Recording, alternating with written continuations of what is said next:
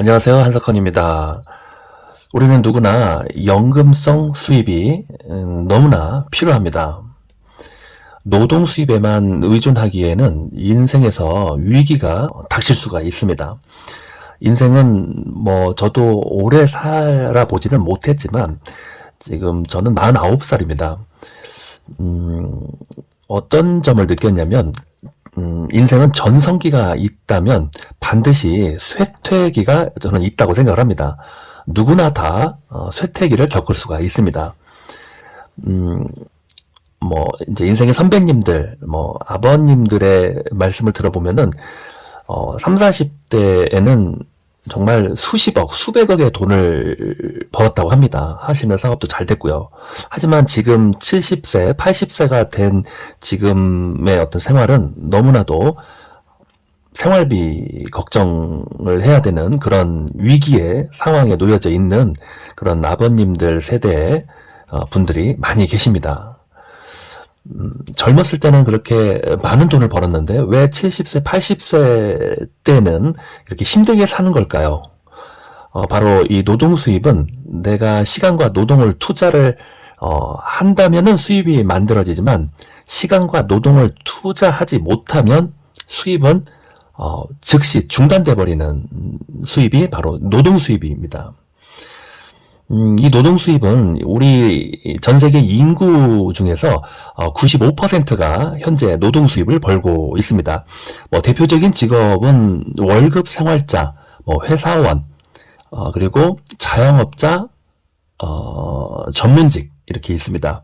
자영업자는 매장으로 돈을 투자해서 장사를 하시는 분들을 자영업자라고 하고요. 대한민국에는 약 한 600만 명, 700만 명의 자영업자가 지금 일을 하고 있습니다. 그리고 전문직 종사자는 다른 단어로 표현하면은 기술직 이렇게 표현할 수도 있겠죠. 자격증을 가지고 기술을 가지고 돈을 버시는 분들입니다. 의사 선생님들, 변호사님들, 그리고 미용실, 네일샵 원장님들이 기술을 교육하기도 하고 판매하기도 하시는 분들이 전부 다 전문직 종사자입니다. 이 모든 분들이 의사 선생님도 그렇고요. 전부 다 노동 수입자입니다. 노동. 시간과 노동을 투자하면은 돈을 벌 수 있고 그러지 못하면은 갑자기 수입이 중단돼 버리는 그런 특징이 있습니다. 그래서 이 노동 수입자들에게는 돈은 5%가 있다고 합니다. 그리고 사업가와 투자가는 인구 비율은 5%인데 돈의 비율은 95%가 사업가, 투자가 세계에 있다고 합니다.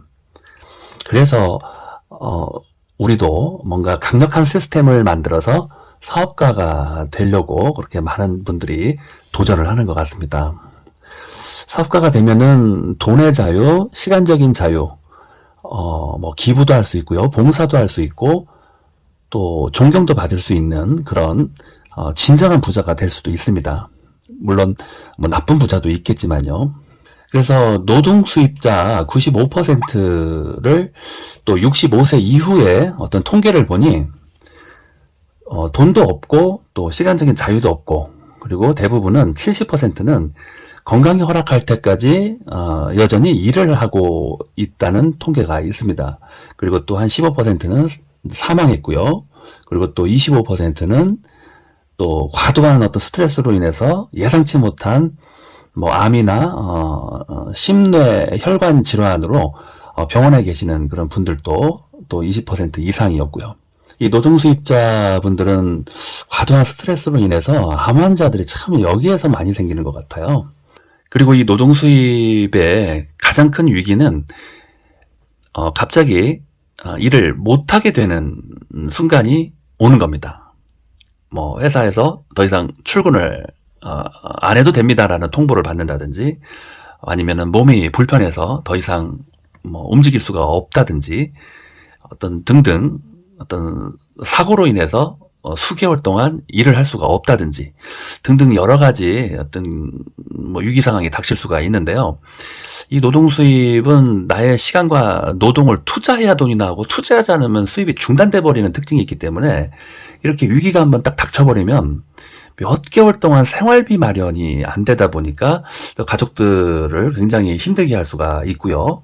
또 어쩌면은 사랑하는 배우자와 큰 아들, 큰 딸이 또 바로 힘든 어떤 아르바이트를 해야 되는 그런 어쩔 수 없는 상황도 발생을 합니다. 그래서 그런 상황을 생각을 하면은 이 노동 수입의 문제점을 생각하면 정말 눈앞이 깜깜하고 식은땀이 나고 뭐 아찔하다 이렇게 표현하시는 분도 많이 계셨습니다. 그리고 집에서 밥을 먹어도 밥이 모래알처럼 아주 까실까실하다 뭐 그런 심정을 말씀하시는 분도 계셨고, 밤에 불면증이 있어서 잠을 못 자고 한 4시간 동안 누워만 있었다. 그리고 악몽을 꾸고 식은땀이 난 채로 막 소리를 지르고 그렇게 잠을 못 주무시는 분도 계셨고, 또 우울증이랄지 여러 가지 또 희망을 잃어버리다 보니까 또 무기력증 이런 어떤 정신병에 빠지기도 많이 합니다.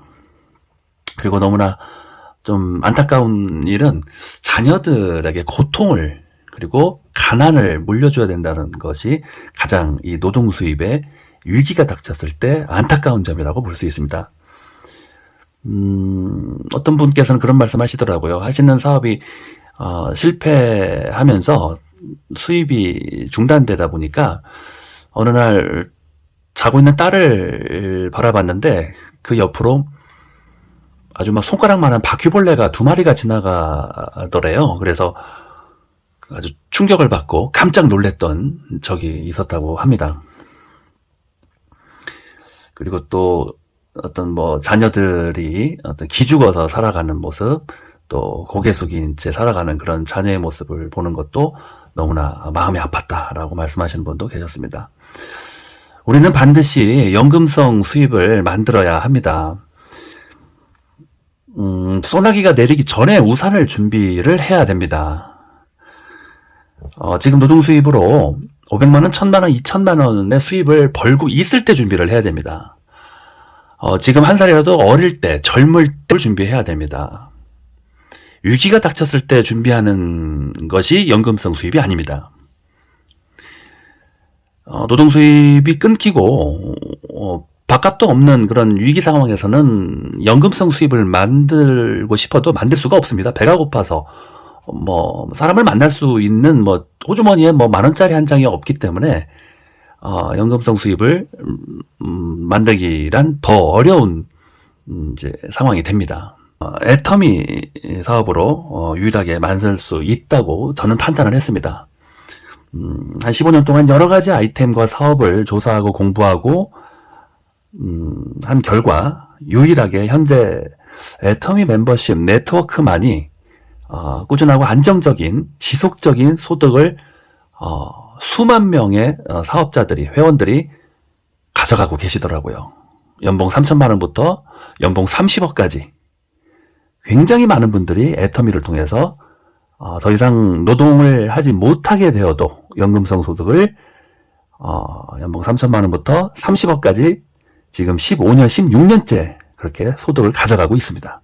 그 현장을 한번 꼭 방문하셔서 알아보시고 연금성 수입을 준비하셨으면 좋겠습니다. 네, 오늘 읽을 책은 전 시간에 이어서 존 맥스웰의 리더의 조건이라는 책을 또 이어서 읽어보도록 하겠습니다. 생각의 확장성이 필요합니다. 그리고 생각의 전환이 필요합니다. 그러기 위해서는 책을 하루에 15분, 24시간의 1%가 15분입니다. 하루에 1%는 나의 생각을 확장시키고 시야를 키우는데 시간 투자를 해야만이 사업에 성공할 수가 있고 연금성 수입도 100% 성공적으로 만들 수가 있습니다. 그런 의미에서 오늘도 15분 동안 책 읽기를 해보겠습니다. 네. 네 번째, 리더의 조건은 소통입니다. 소통에 미숙하다면 당신은 늘 혼자일 것이다. 뛰어난 소통 방법을 개발하는 건 유능한 리더십에 있어서 절대적으로 필요하다. 리더의 생각과 아이디어는 언제나 다른 사람들에게 긴박감과 열정을 줄 수 있어야 한다. 네.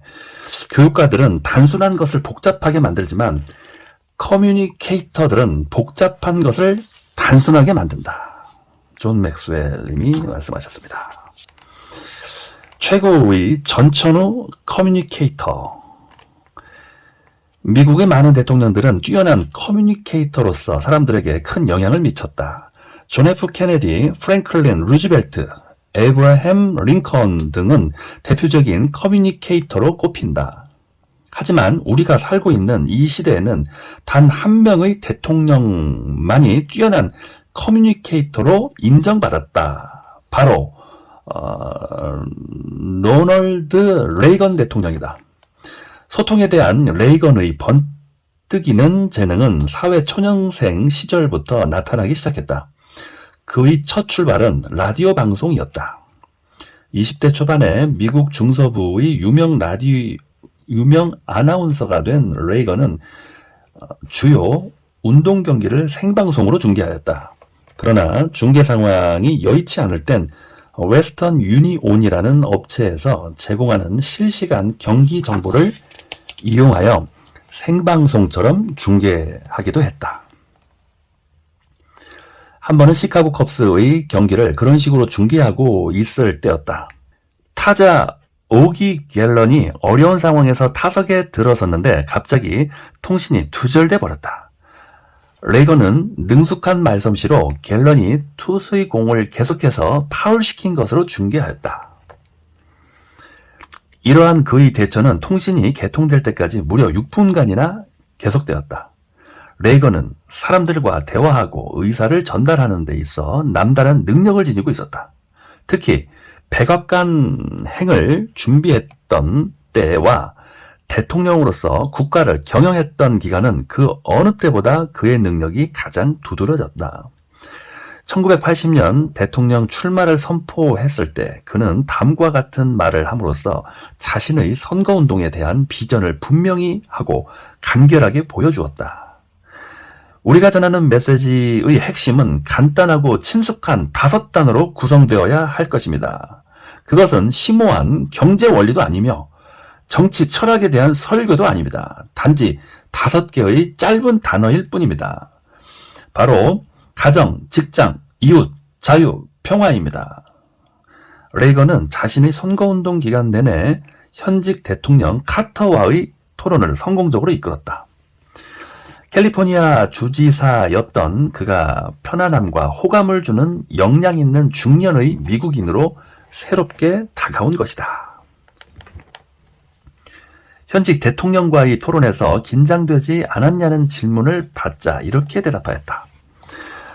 아니요, 전혀 그렇지 않았습니다. 난 존 웨인과도 함께 공연을 했었는걸요.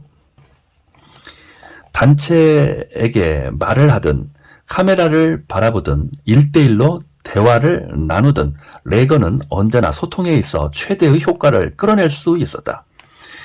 그는 총상을 입어 수술실에 들어가는 중에도 다른 사람들의 마음을 편하게 하려 노력했다. 수술을 집도하려는 외과 의사들에게 이렇게 말했다고 한다. 제발 당신네들이 모두 공화당원이라고 말해 주시구려. 레이건은 훌륭한 대통령이었다. 뚜렷한 비전을 갖고 있었고 언제나 과감한 결단력을 보여주었으며 직무를 아주 효과적으로 위임했기 때문이다. 그러나 그가 위대한 대통령이 될 수 있었던 것은 뛰어난 소통 능력 때문이었다. 국정에 관한 미국 시민들은 대통령이 어떤 사람이며 그가 어떤 태도를 취하고 있고 무엇을 원하고 있는지 알고 있었기 때문에 그가 발표하기 전까지 기다릴 필요가 없었다. 소통이 그를 국민이 따르기 원하는 지도자로 만든 것이다. 소통 만들기. 로널드 레이건처럼 나라를 이끌 필요는 없다고 할지라도 누구에게나 소통 능력은 필요하다. 결혼과 일과 대인관계를 성공적으로 이끌어감에 있어서 소통은 상당히 많은 비중을 차지하고 있다. 리더가 원하는 목표와 방법을 알기 어렵다면 사람들은 결코 리더를 따르지 않을 것이다. 다음에 제시하는 기본 진리를 따른다면 보다 효과적인 커뮤니케이터가 될 수 있을 것이다. 첫 번째, 메시지를 단순화시켜라. 소통이라는 게 단순히 우리가 말하는 내용만을 의미하는 것은 아니다. 말하는 방법이야말로 가장 중요한 포인트다. 어떤 교육가들의 가르침과는 반대로 효과적인 의사 전달의 열쇠는 간단함에 있다. 거창한 말이나 복잡한 문장으로 사람들에게 깊은 인상을 주려는 생각은 버려야 한다. 사람들은 진정으로 통하고 싶다면 메시지를 단순화시켜라. 나폴레옹은 그의 부관들에게 늘 이렇게 말했다. 누구나 알 수 있게, 누구나 알 수 있게, 누구나 알 수 있게 해라. 어느 신참 임원의 이야기는 효과적인 손톱이란 무엇인지 우리에게 잘 보여주고 있다. 난생 처음 많은 사람들 앞에서 연설하게 된 그는 스승을 찾아가 훌륭한 연설을 할 수 있게 해달라고 도움을 청했다. 스승은 그에게 이렇게 말했다고 한다. 먼저 모든 사람들을 휘어잡을 수 있는 감동적인 인사말을 적어라. 그 다음 사람들이 실천하고 싶도록 만드는 극적인 결론과 맺은 말을 적어라. 그리고 가능한 한 그것들을 연결시킬 수 있도록 본문을 적어나가라. 두 번째, 사람을 이해하라. 뛰어난 커뮤니케이터는 대화 상대에게 초점을 맞춘다. 청중들에게 대해 아무것도 알지 못한 상태에서 효과적인 소통이 불가능하다는 것을 잘 알기 때문이다. 개인이든 단체든 누군가와 소통을 할 때면 스스로에게 이러한 질문을 해보라. 나의 청중은 어떤 사람들인가? 그들의 질문은 무엇인가? 그것을 이루기 위해서는 무엇이 필요한가? 그리고 나에게 얼마만큼의 시간이 있는가? 더 뛰어난 커뮤니케이터가 되고자 한다면 청중을 우선시하는 사람이 되어야 한다. 사람들이 최고의 커뮤니케이터를 믿는 이유는 그가 먼저 사람들을 믿어주기 때문이다. 세 번째, 진실을 보여주어라. 신뢰감은 소통을 함에 있어 가장 우선시해야 할 부분이다. 청중에게 신뢰를 주는 방법에는 두 가지가 있다. 첫째는 자신이 말하는 것을 믿는 것이다. 확신으로 불타오르게 되면 보통 사람이라 할지라도 놀라운 커뮤니케이터가 된다. 육군 원수였던 페르디난드 포츠는 이런 말을 남겼다. 세상에서 가장 강력한 무기는 불붙은 인간의 영혼이다. 둘째는 자신이 말한 대로 사는 것이다. 행동으로 보여주는 확신보다 더 신뢰감을 주는 것은 없다. 네 번째, 반응을 구하라. 소통을 하면서 우리가 절대 잊지 말아야 할 것은 바로 소통의 목표가 행하는 데 있다는 것이다. 사람들에게 일방적으로 정보를 쏟아붓는다면 그것은 소통이 아니다. 사람들에게 말할 때마다 그들이 느끼고 기억하고 행할 무언가를 마련해 주어라. 당신의 소통 능력이 새로운 차원으로 돌입함을 느끼게 될 것이다. 자가진단입니다. 미국 경호업체 MVM의 덴토 맨퀴아즈 주니어 회장은 리더의 소통 능력에 대해 다음과 같이 말했다. 리더는 반드시 다른 사람들을 통해 일을 마쳐야 한다. 따라서 리더는 타인에게 영감과 동기를 부여하고 방향을 안내하며 상대방의 말을 듣는 능력이 있어야만 한다.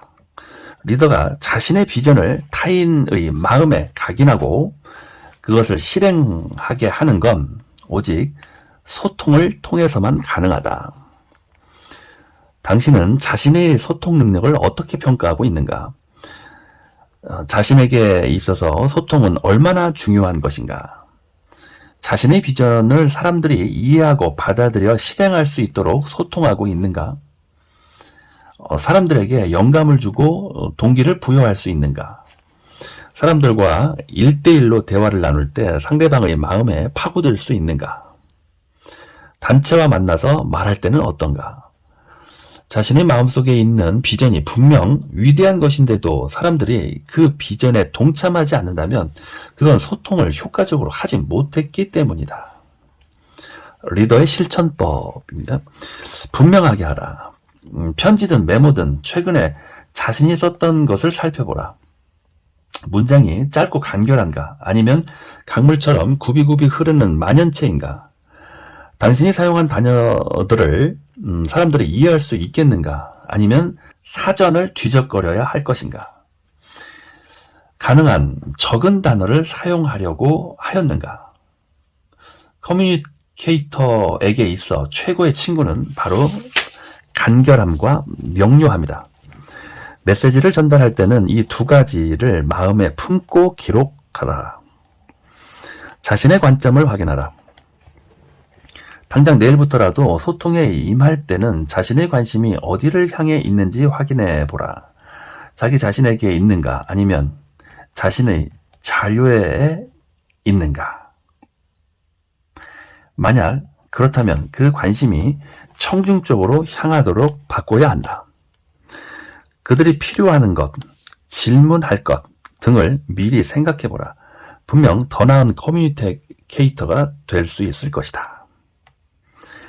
메시지대로 살아라. 자신의 언행을 항상 일치하고 있는가? 믿을 수 있는 몇 명 사람을 만나 자신이 말한 대로 살고 있는지 물어보라. 배우자나 스승이나 친한 친구는 우리가 보지 못하는 것들을 볼 수 있는 사람들이다. 어떤 변명도 하지 말고 그들의 지적을 받아들여라. 우리의 삶 속에 이러한 변화를 꾀하는 목적은 일관성을 확립하기 위함이다. 리싱킹 노트를 읽어보겠습니다. 1865년 4월 7일 미국의 대통령 에이브러햄 링컨은 참으로 부담스러운 상황에 처했다. 전선에 있는 장군에게 결정을 통보해야 했기 때문이다. 그 결정에는 그의 바람과 함께 대통령으로서 리더가 갖추어야 할 모든 역량이 실려 있었다. 커뮤니케이터로서 자신이 가지고 있는 모든 능력을 발휘하여 다음과 같이 메시지를 적었다. 그랜트 장군, 세리던 장군이 이렇게 말했습니다. 궁지에 몰리게 되면 남군의 리 장군은 항복할 것으로 믿습니다. 밀어붙이십시오. 링컨은 소통의 중요성을 알고 있었다. 복잡하고 정신없는 전장에 전달하는 메시지는 무엇보다 간결해야 했던 것이다. 복잡다단한 현대사회를 살아가는 우리 역시 소통을 함에 있어 간결성을 잊어서는 안 될 것이다. 네, 중요한 말씀이십니다. 리더의 조건 5번째는 능력입니다. 능력을 키워라. 사람들이 몰려들 것이다. 능력이란 말이 필요 없는 것이다. 이는 곧 당신이 이루어야 할 성취를 말하고 계획하고 행하는 힘이다. 사람들은 당신의 능력을 통해 어떤 일이 성취되리란 것을 믿게 되며 그들 스스로 당신을 따르고 있음을 깨닫게 된다. 어떤 사회가 배수관을 뚫는 일이 천한 것이라고 생각해 그 기술을 우습게 여기고 철학은 고상한 행위이니 뒤처짐을 용인한다면 결코 훌륭한 배관공도 뛰어난 철학자도 배출해내지 못할 것이다. 그런 사회는 아무것도 이룰 수가 없다. 해시계가 그늘 아래에 있다면 무엇에 쓰겠는가? 벤저민 프랭클린은 언제나 자신을 평범한 시민으로 여겼던 사람이다. 그는 돈과는 거리가 먼 양초 제조업자이자 영세 소매상의 아들로 태어나 17남매의 틈에서 자랐다. 7남매가 아니라 17남매의 틈에서 자랐다. 그는 당시 모두가 겪었던 전형적인 유년기를 보내야만 했다. 학교는 단 2년만 다녀야 했고 12살부터는 형 밑에서 출판, 인쇄, 숙련공으로 일해야만 했다. 프랭클린은 13개 항목의 채점표를 만들어 매일매일 자신의 행동을 평가하며 열심히 일했다. 20세가 된 그는 직접 인쇄업을 하기 시작했다. 만일 그가 자신의 사업 분야에만 만족했더라면 지금 그의 이름은 잘해봤자 필라델피아주 역사 속에 각주 정도로 처리되었을 것이다. 그러나 그는 남다른 삶을 살았다. 미국 독립의 국부이자 새 미국의 위대한 지도자로서 독립선언문에 서명을 하였고 파리 조약문 작성을 도왔으며 미국 헌법을 함께 작성하기도 했다. 그는 이 3대 문서에 모두 서명한 유일한 사람이다. 또는 독립전쟁 중에는 군사적 지원과 자금 조달을 위한 파리행 비밀 사절단으로 위촉되기도 하였다. 당시 독립전쟁을 주도하던 부유한 남부 지주들 사이에서 단 한 명의 북부 상인이 그토록 큰 영향력을 행사할 수 있었던 이유는 무엇일까? 나는 이 모든 것이 프랭클린의 놀라운 능력 때문이라고 생각한다. 벤저민 프랭클린은 70년간 자신의 손댄 모든 분야에서 탁월한 능력을 발휘했다. 1726년 그가 인쇄업을 시작했을 때 사람들은 필라델피아의 시장 상태가 사업을 벌이기에 썩 좋지 않다고 했다. 그러나 얼마 있지 않아 프랭클린의 인쇄소는 마을에서 가장 솜씨 좋고 열심히 일하는 업체로 명성을 쌓게 되었다. 그러나 그는 거기에서 만족하지 않았다. 프랭클린은 언제나 자신과 남을 위한 삶의 개선에 힘썼다. 그는 출판업으로 사업을 확장하였으며 그가 만든 책 중에는 유명한 가난한 리처드의 영감, 시간은 돈이다 란 말로 유명한 프랭클린의 저서도 있었다. 또한 전기학에 관심이 많았던 그는 지금까지도 쓰이는 많은 관련 용어들을 만들어내었으며 배가 볼록한 난로, 또 캐터터, 의료용 튜브, 캐터터는 의료용 튜브를 뜻합니다. 원근시용 안경 등은 그가 창안해낸 많은 발명품 중 일부이다. 대서양을 왕복했을 때는 멕시코 만료의 경로를 그리기도 했다. 삶에 대한 그의 태도는 그가 자신의 연감에 쓴 격언에서 찾아볼 수 있다. 자신의 재능을 숨기지 마라. 그것은 쓰이기 위해서 있는 것이다. 해시계가 그늘 아래 있다면 무엇에 쓰겠는가? 맞습니다.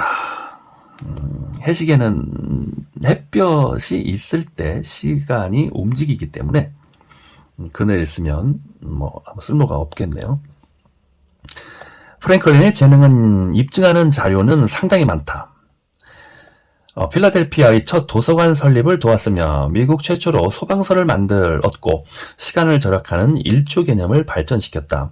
또한 정부를 위해서 수많은 일을 하였다. 대부분의 경우 프랭클린은 타인으로부터 능력을 인정받았다. 그러나 때로는 자신의 능력을 직접 입증하기도 하였다. 농업에 관한 연구를 하던 때였다. 그는 회반죽이 알곡과 잎을 더 잘 자라게 한다는 사실을 발견하게 되었다. 그러나 그 발견을 다른 사람들에게 증명하고 확신시키는 건 쉬운 일이 아니었다. 과연 그의 해결책은 무엇이었을까? 봄이 돌아오자 그는 길과 가까운 밭으로 가서 땅의 일부를 파내었다. 그 패인 곳에 회 반죽을 붓고 다른 모든 곳과 동일하게 농작물 씨를 뿌렸다. 그 후 몇 주 동안 사람들은 그곳을 지나가면서 다른 것보다 훨씬 더 밝은 빛을 띠며 자라고 있는 농작물을 보게 되었다. 사람들은 단지 여기가 회반죽을 하는 곳이구나 라는 말을 하며 지나갔지만 그들은 자신도 모르는 사이에 정확한 메시지를 전달받고 있었다. 능력 만들기.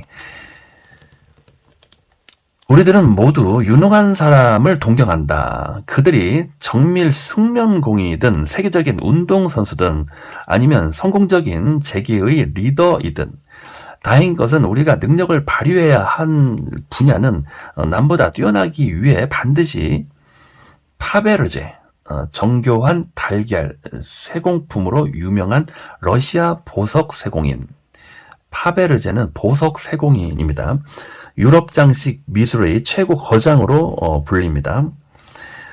네, 이렇게 보석 쇠공인이나 마이클 조던 또는 빌 게이츠가 될 필요는 없다는 것이다. 그러나 어느 정도 질적인 능력의 향상을 원한다면 여기서 꼭 해야만 하는 일이 있다. 첫 번째, 언제나 대비한다. 이런 말이 있다. 모든 건 그것을 기다리는 사람에게 찾아온다.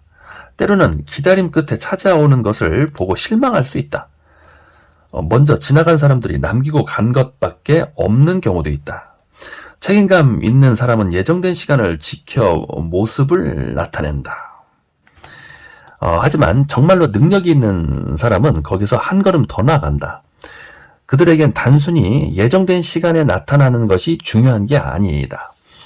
기분이 어떻든 상황이 어떻든 또 아무리 어렵게 예상되는 경기이든 지든 지간, 경기 이든 지간에 그들은 언제나 경기를 할 준비를 하고 나타나는 것이다. 예상되는 경기 이든 지간에 사투리인가요? 자, 두 번째, 끊임없이 개선한다. 벤저민 프랭클린처럼 유능한 사람들은 배우고 성장하고 개선하기 위한 길을 끊임없이 모색한다. 그들은 왜라는 질문을 함께 그 길을 모색한다. 단순히 방법을 아는 사람들은 언제나 일자리를 얻을 수 있다. 하지만 왜 그러한가를 아는 사람은 언제나 보스가 될 수 있다. 어떤 리더, 어떤 이제 회장님, 기업가를 여기서는 보스라고 표현을 했습니다. 세 번째, 탁월함을 끝까지 유지한다. 지금껏 나는 유능한 사람치고 끝까지 행동하지 않는 사람을 본 적이 없다. 이 점에 있어서 분명 여러분도 마찬가지일 것이다. 월라 포스트는 이렇게 말했다. 퀄리티란 우연히 만들어지는 것이 아니다. 꾸준히 지속되는 분명한 의도와 순수한 노력, 지적인 안목, 그리고 능숙한 작업의 결과를 통해서 만들어진다. 그것은 수많은 대안 중 현명한 선택을 했음을 보여준다. 이를 행함에 있어 뛰어난 우수성을 보여준다는 것은 곧 꾸준히 의지를 행하겠다는 말이다. 리더는 자신을 따르는 사람들이 책임을 맡았을 때 끝까지 행해주기를 바란다. 리더는 자신을 따르는 사람들이 책임을 맡았을 때 끝까지 행해주기를 바란다. 그들도 그것을 바라고 있다. 리더에 대한 그들의 기대는 그 이상이다. 리더도 바라고 또 그들은 더 크게 바란다. 라는 말씀입니다. 네 번째, 기대 이상을 성취한다. 유능한 사람은 언제나 예정된 거리보다 조금씩 더 나아간다. 그들에게 그만하면 됐어 란 말은 있을 수 없다. 위기에 처한 사람들에서 짐 콘웨이는 이렇게 말하고 있다. 어떠한 사람들은 위대한 사람이 되고자 하는 마음보다 할 수 있는 한도 내에서 최선을 다하고 어느 정도 끝내자란 생각을 더 많이 갖고 있다. 이것은 마치 홈런을 치려고 절대 애쓰지 말자. 빈볼, 고의로 머리를 향해 던진 공을 빈볼이라고 합니다. 빈볼이나 맞지 말고 경기를 끝내자라는 생각과 같다. 리더는 결코 그러한 태도를 용납해서는 안 될 것이다. 최선을 다해 일을 마쳐야 진정한 리더가 될 수 있다. 다섯 번째, 사람들을 고무시켜라. 사람들의 열정을 열렬히 불러일으켜라 라는 말과도 같은 표현인 것 같습니다. 유능한 리더들은 자기 혼자 일을 잘 처리하는 데서 끝나지 않는다. 사람들이 자신과 똑같이 행할 수 있도록 고무시키고 동기를 부여한다. 어떠한 사람들은 홀로 살아남기 위해 자신만의 기술에 의존하곤 한다. 리더들은 여기에 사람들의 능력을 결합시켜서 조직을 좀 더 높은 레벨로 끌어올린다. 자가진단. 일의 완성도 측면에서 자신은 어디에 있는가? 열정을 갖고 최고 수준으로 모든 일에 적극적 달려들었는가? 아니면 적당히 그만하면 됐어 라고 끝냈는가? 네. 누군가에게 당신이 생각하는 유능한 사람이라고 질문한다면 대부분 다음 세 유형의 사람들을 이야기할 것이다. 첫 번째, 앞으로 필요한 것이 무엇인지 예견할 수 있는 사람들. 두 번째, 그것을 실현시키는 사람들. 정말로 필요한 때 일을 벌리는 사람들. 자신의 직업에 대해 생각해보라. 평소 어느 정도 레벨에서 업무를 수행하고 있는가? 당신은 생각하는 사람인가? 행동하는 사람인가? 이러한 질문에 대해 거침없이 대답할 수 있을 때 자신을 따르는 사람들에게 더 큰 영향력을 갖게 될 것이다. 네, 리더의 실천법. 첫 번째, 경기에 몰두하라. 정신적으로나 정서적으로 자신의 일과 거리감이 느껴진다면 그때가 바로 재정비할 때이다. 마치 처음처럼 자신의 일에 다시 헌신하라. 그리고 그 일에 대한 집중력을 분산시키지 않도록 하라. 그 다음 집중하지 못한 원인을 파악하라.